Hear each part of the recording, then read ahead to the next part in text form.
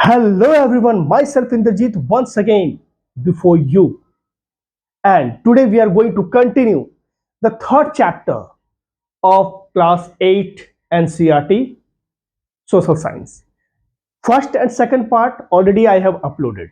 You can go through those two parts and you can start going through this chapter. So this will be the third part. ये तीसरा part है, ध्यान से देखिए. You are going to enjoy this video, right? Okay. So in continuity, अब हम लोग कहां से स्टार्ट करेंगे? Page number 9. We have already completed page number 7, 8 already over. Now see here. A fever claimed Shivaji's life, Chhatrapati Shivaji's life. We were talking about Dakshin Vijay, right? We have already talked about Shivaji a lot. And now we are going to study here that a fever claimed Chhatrapati Shivaji life when he was 50. जब वो 50 साल के थे उनकी fever से death हो गई. He was a master strategist and a true visionary. उनकी जो स्ट्रेटेजी थी ना बहुत जबरदस्त था. And what was his vision? His vision was to unite the whole Maratha empire. His vision was to unite all the Marathas. And within his lifetime, his exploits had become legendary across India. And the way he used his strategy, against the Mughals, it was tremendous. It was commendable. लोग इतने आश्चर्यचकित हुए that even in the foreign lands, people started comparing him. Comparing with whom? They started comparing him with generals like Alexander. With Alexander. See, the Europeans compared him with ancient generals like Alexander and the Bundela Prince Chhatrasal. He was so inspired that how Shivaji he challenged or he fought with the Mughals. Right? तो Bundela Prince जो छत्रसाल थे वो भी बड़ा आश्चर्य किए. बड़ा उनको इंस्पिरेशन मिला कि शिवाजी ने मुगल जो इतना माइटी मुगल्स उनको कैसे चैलेंज किया, कैसे उनके साथ फाइट किया. He was fan of Shivaji. गजब, मतलब शिवाजी ने जो चीजें की, जिस तरह से मुगल्स को डोमिनेट किया, वो आसान काम नहीं था. Right? And that's why Bundela prince Chhatrasal was also inspired by Shivaji struggle against the Mughals that he managed to create an independent kingdom of Bundelkhand. Bundelkhand when we talk about it is in divided between present day Uttar Pradesh and Madhya Pradesh. Bundelkhand है कहां? ये उत्तर प्रदेश और मध्य प्रदेश का combined area. The famous Hindi poet Bhushan especially came to Maharashtra to meet Chhatrapati Shivaji, and he wrote so many poems in praise of Shivaji. Shivaji की बड़ाई में, उनके गुणगान में उसने बहुत सारी कविताएं लिखी. Right? So who came? Name the poet. The name of the poet was Bhushan. Right? He came to Maharashtra to meet Chhatrapati Shivaji, and he wrote so many poems to praise. In praise of Shivaji, okay, which is still famous today. Now, the Marathas after Chhatrapati Shivaji. Chhatrapati Shivaji Maharaj तक की तो हम लोगों ने बात कर ली. उनसे पहले भी क्या सिचुएशन था वो भी बात किया. लेकिन छत्रपति शिवाजी महाराज के बाद क्या हुआ मराठा पावर का? मराठा पावर अपनी ऊंचाइयों को आगे बढ़ा और it started to decline. Right? So what we are going to study about the progress or decline of Maratha power after Shivaji. So let's see what was the condition. Chhatrapati Shivaji had two sons. Now the story starts from here. Chhatrapati Shivaji had, see, Shivaji, he had two sons. One son, his name was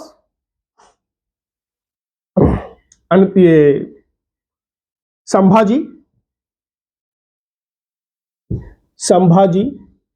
another one Rajaram. The two sons of Chhatrapati Shivaji Maharaj.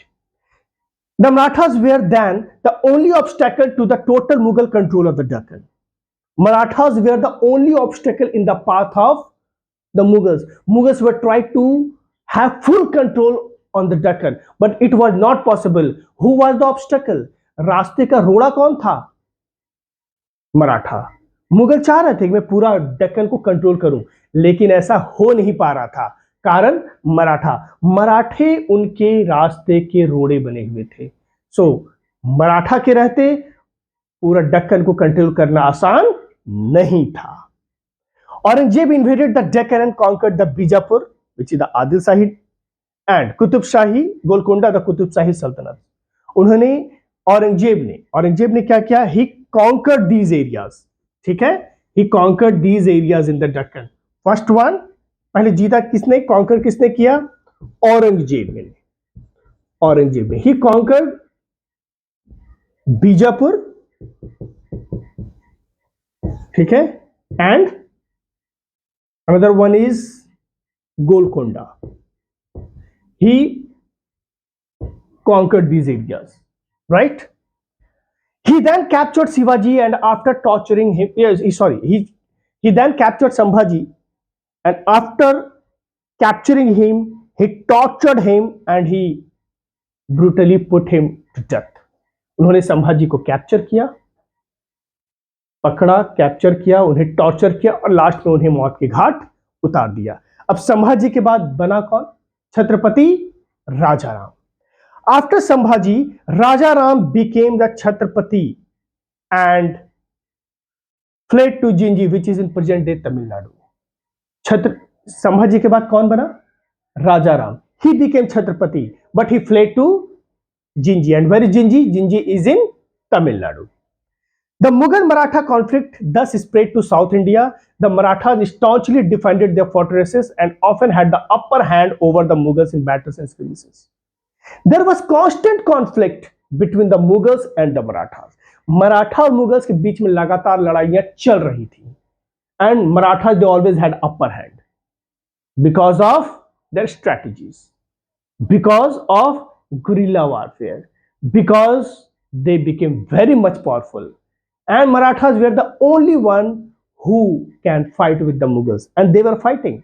And Mughals, वो बिल्कुल परेशान थी मराठा को लेकर, क्योंकि मराठा के रहते मुगल जो है डेक्कन को कंट्रोल नहीं कर सकते. उनके रास्ते का सबसे बड़ा रोड़ा मराठा. मुगल के रास्ते का सबसे बड़ा रोड़ा कौन था? मराठा. आगे चलिए. Aurangzeb was thus unable to leave the Deccan and died without having succeeded in subduing the Marathas, who emerged a strong contender to the Mughals. No longer on the defensive, the Marathas, led by Tarabai, Rajaram's queen, made large-scale inroads into Mughal territories, eventually conquering large parts of India. और राजा राम के बाद उसकी जो wife थी ना, ठीक है, ताराबाई, वो भी बहुत बड़ी योद्धा थी, है ना, और उसने मुगल टेरिटरी के अंदर पेनिट्रेट कर लिया. She built inroads into the Mughal territories and she captured so many Mughal territories. Is that clear? Okay. During this rapid expansion, the Marathas themselves underwent a structural transformation. अब थोड़ा बहुत उन्होंने बदलाव भी किया स्ट्रक्चर इन्फॉर्मेशन में. When we talk about structural formation में, when we talk about structural formation, Shivaji के समय में क्या था? सेंट्रलाइज्ड सिस्टम था. क्या था? सेंट्रलाइज्ड सिस्टम था. और ताराबाई के समय में ये और ज्यादा उसे डिसेंट्रलाइज्ड किया गया. ठीक है. शिवाजी के समय में हमने क्या बताया? Shivaji, during Shivaji's rule it was centralised, it was centralised system. ठीक है. लेकिन सी more decentralized structure still nominally centered around the Chhatrapati, but with the chiefs wielding more power. अब ताराबाई के समय में क्या हो गया? It became more decentralized. ठीक है. It became more decentralized. अब देखो, पहले क्या था? Centralised system. ठीक, सेंट्रलाइज्ड सिस्टम. ताराबाई के समय में ये पहले जैसे सेंट्रलाइज्ड सिस्टम था, इट वाज अंडर शिवाजी. मान के चलो ऐसे. Got it? A, B, C, D, E, F. और ताराबाई के समय में ताराबाई ने क्या किया? इसे और डिसेंट्रलाइज्ड कर दिया. ठीक है. So that it will be easier to govern. And now the power was in the hands of the chiefs, Maratha chiefs. ऐसा नहीं कि छत्रपति के पास पावर नहीं, छत्रपति के पास सेंट्रलाइज्ड पावर है.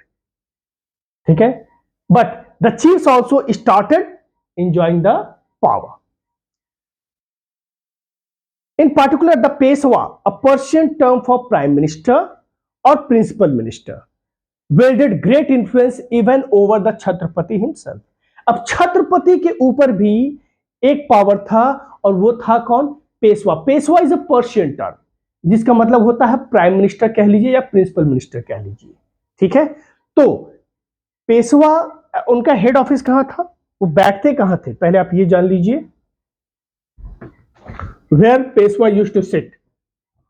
चीफ्स के ऊपर छत्रपति और छत्रपति के ऊपर पेशवा. ना, पेशवा ये बैठते कहां थे? पुणे.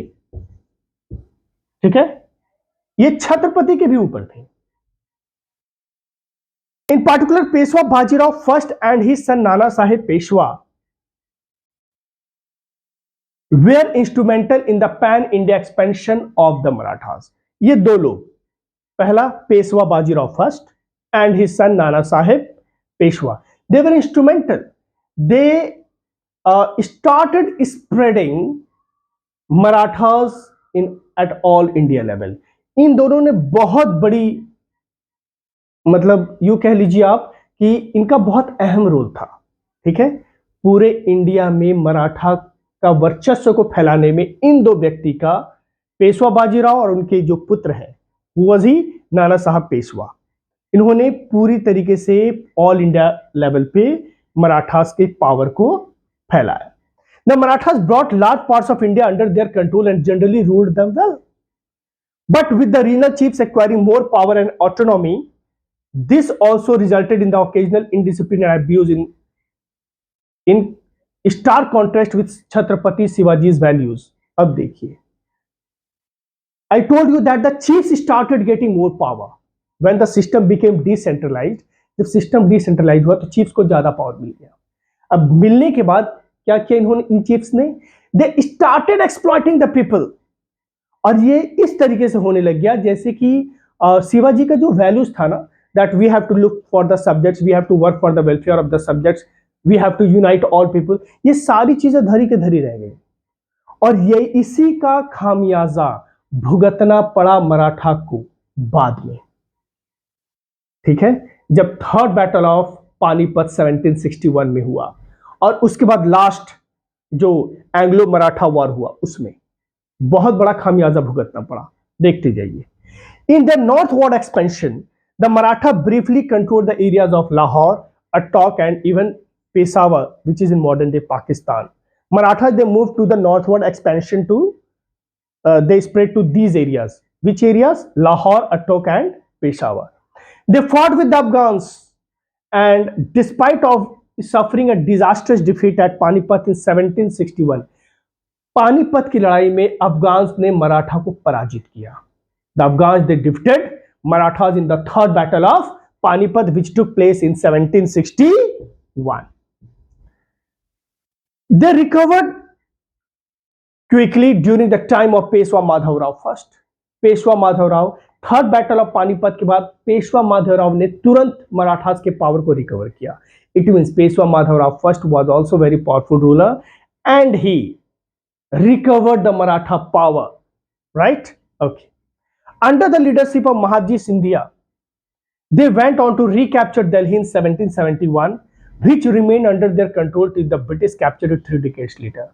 और उसके बाद महादजी सिंधिया ने दिल्ली को कैप्चर किया और वो तब तक उनके कैप्चर में था जब तक ब्रिटिशर्स ने उनके हाथ से ये छीन नहीं लिया.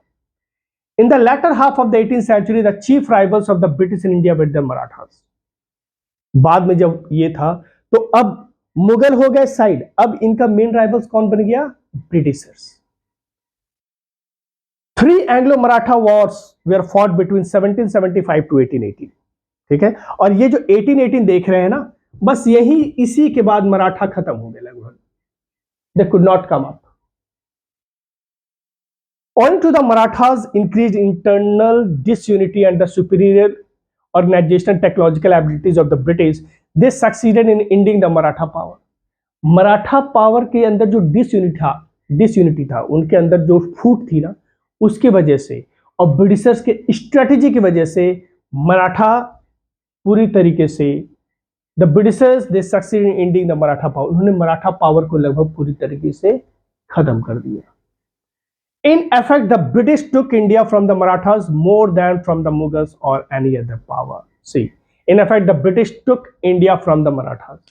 तो देखा जाए तो ब्रिटिश जो है मराठा से इंडिया इंडिया को उन्होंने मराठा से छीना.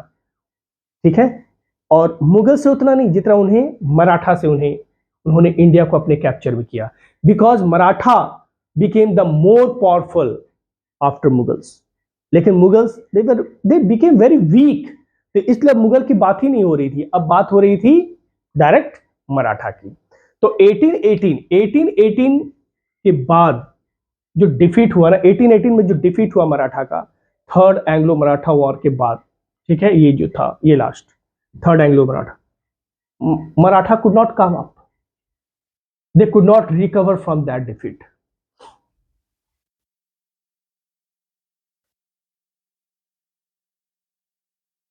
So we'll stop till here, and in the next video we will start from page number 11. Hope you all have enjoyed the video, and if you have any query, please write in the comment box.